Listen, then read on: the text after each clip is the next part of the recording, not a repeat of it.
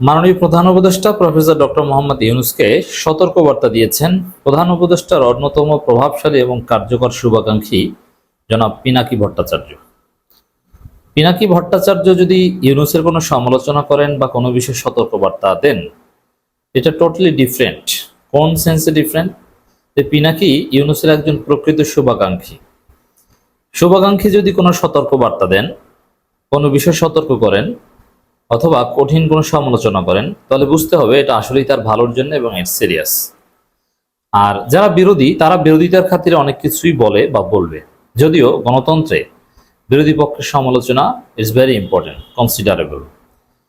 দর্শক,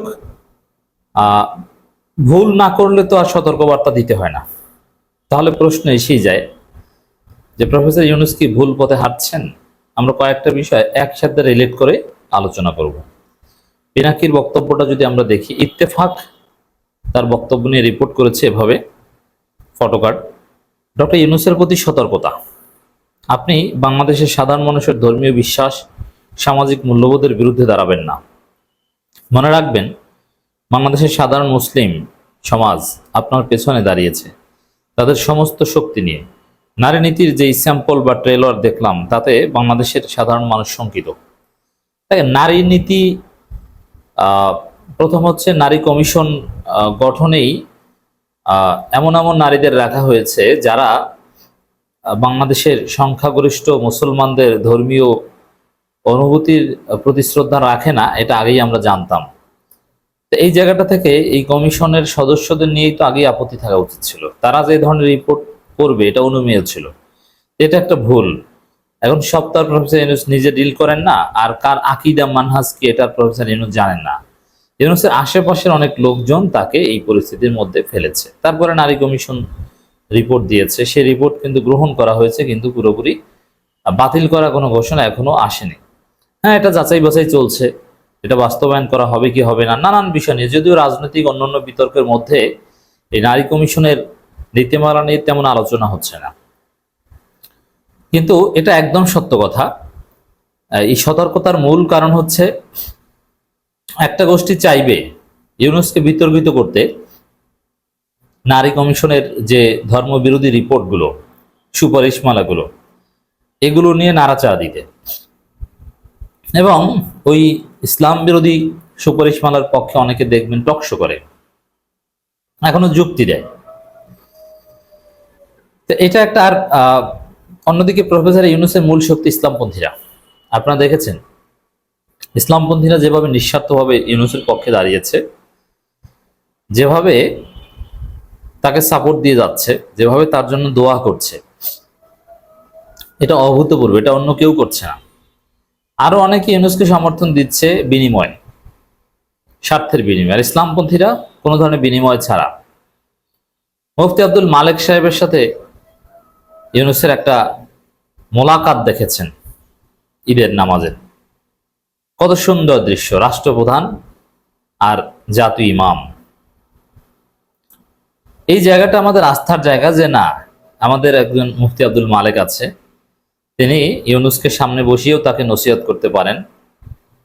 অতএব ইসলাম বিরোধী কোনো সুপারিশমালা বাস্তবায়নের সাহস ইউনূস থাকতে পাবে না, আমাদের এই বিশ্বাস আছে। কিন্তু তারপর তাকে ঘিরে বিতর্ক তৈরি করার চেষ্টা করতে পারে এবং করবে, অলরেডি করে যাচ্ছে।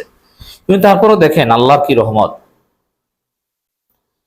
যে ইউনূস ক্ষমতায় থাকতে নারী কমিশন, এটা তো ইউনূস সরকারের, তারা যে সুপারিশমালা দিয়েছে একদম ইসলাম বিরোধী সুপারিশমালা, ওই সুপারিশমালার বিরুদ্ধে ইসলামপন্থীরা কথা বলেছে, কিন্তু ইউনূসকে কিন্তু গালি দেয়নি। এটি আল্লাহর রহমত। কারণ যে সুপারিশমালাগুলো এসেছে, এটা যদি হাসিনার আমলে আসতো, তাহলে ওই নারী কমিশনকে গালি না দিয়ে মানুষ আগে গালি দিত হাসিনাকে। সেই স্ট্রাকচারে ইউনূস গালি খায়, কিন্তু ইউনূসকে কেউ গালি দেয়নি। এটাই হচ্ছে ইউনূসের উপর আল্লাহর রহমতের একটা প্রমাণ। আলেম ওলামারা সবাই সোচ্চার হয়েছে, কিন্তু ইউনূসকে কিছু বলছেন। ইউনূসের জন্য তাদের দোয়া অবারিত, আগের মতোই আছে। সেই জায়গাটা থেকে তারা পিছু হটেনি। এই জায়গাটা যদি ইউনূসকে ধরে রাখতে হয়, তাহলে অবশ্যই ক্লিয়ার কাট জানিয়ে দিতে হবে যে সব করো, কিন্তু ইসলাম প্রশ্নে কোনো আপোষ নয়, ইসলামের কোনো বিধিবিধান বা অনুভূতির সাথে সাংঘর্ষিক কোনো কাজ আমার মাধ্যমে হতে পারবে না। এটা ক্লিয়ারলি জাতিকে আশ্বস্ত করে দেওয়া উচিত। তো এইটাই পিনাকি ভট্টাচার্য সতর্ক করেছেন, রাইট। কারণ এই বিষয়ে যদি কোনোভাবে ইসলামপন্থীরা ইউনুসকে সন্দেহ করে আর ইউনুসকে যদি বিরোধী পক্ষ ভাবতে শুরু করে, তাহলে ইউনুসের আর কোনো মিত্র নাই। কারণ ইউনুসের প্রকৃত মিত্র ইসলামপন্থীরা, এটা আওয়ামী লীগ কিন্তু টের পায়। এই জন্য আওয়ামী লীগ ইউনুসকে বলে সুদখোর মৌলবাদী, মৌলবাদীদের সরকার। আবার কিছুদিন আগে গয়েশ্বরচন্দ্র রায়, এখন তো গয়েশ্বরদের প্রিয় ব্যক্তি হয়েছে ইউনুস, কিন্তু এই গয়েশ্বর তিনি কিছুদিন আগে বলেছিলেন, আপনাদের নিঃসন্দেহে মনে আছে, যে সব মৌলবাদীদের একত্র করেছে ইউনুস। এর মানে আলেম ওলামা ইসলামপন্থীরা যে ইউনুসের পক্ষে, এটা তারা সহ্য করতে পারছে না। এখন ইউনুসের কোনো কর্মকাণ্ডে যদি আলেম ওলামা ইসলামপন্থীরা অসন্তুষ্ট হয়, তাহলে ইউনুসের 12টা বেজে যাবে, মূল খুঁটি ভেঙে যাবে। এই জন্যই একজন প্রকৃত শুভাকাঙ্ক্ষী হিসেবে ইউনুসের প্রতি সতর্কবার্তা দিয়েছেন পিনাকি ভট্টাচার্য। দর্শক, এখানে আওয়ামী লীগের প্রোপাগান্ডা যদি দেখেন, সাম্প্রতিক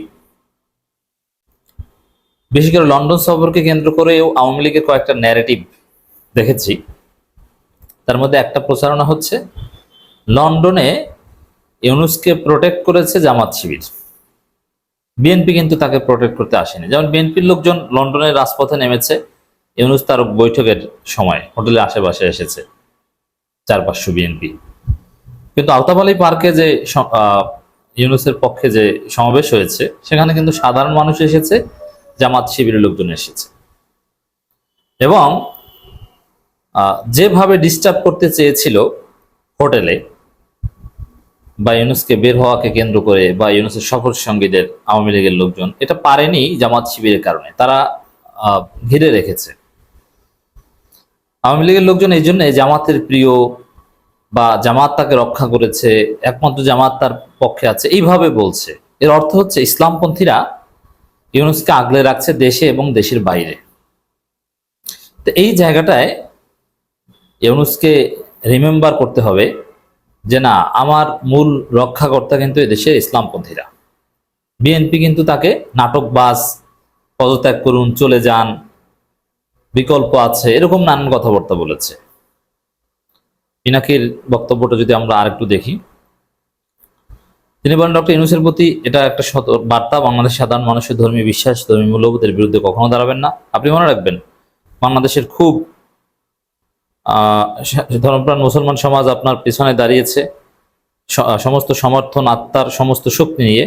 আপনি শক্তির ভালোবাসাকে উপেক্ষা করবেন না, এর পরিণতি হবে ভয়ানক। পিনাকি ভট্টাচার্য বলেন, নারী নীতিতে কি আছে আমরা পুরোটা পড়ে দেখিনি, কিন্তু যে স্যাম্পল বা ট্রেলার দেখলাম তাতে বাংলাদেশের মানুষ শঙ্কিত। আমি আশা করব সাধারণ মানুষের সংখ্যাকে গুরুত্বের সাথে বিবেচনা করবেন। ক্লিয়ার বার্তা। অতএব ইউনূসের সফলতার অন্যতম ভিত্তি হচ্ছে ইসলামপন্থীরা, সাধারণ মুসলমানরা।